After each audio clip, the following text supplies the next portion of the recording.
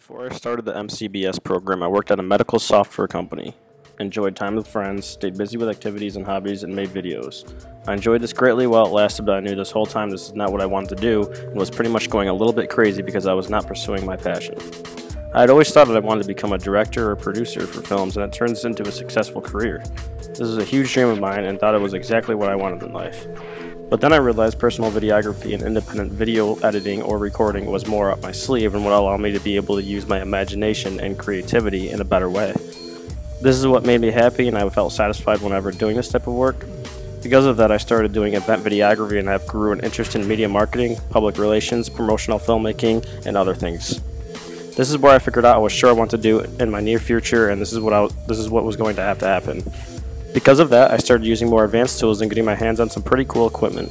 I also was working with a film professional and having fun with our event videography. I knew at this point something had to change. My passion was plateauing, my creativity and drive was no longer growing. Because of that, I needed to get out of my current job and actually pursue something I had a passion for and really would have enjoyed doing.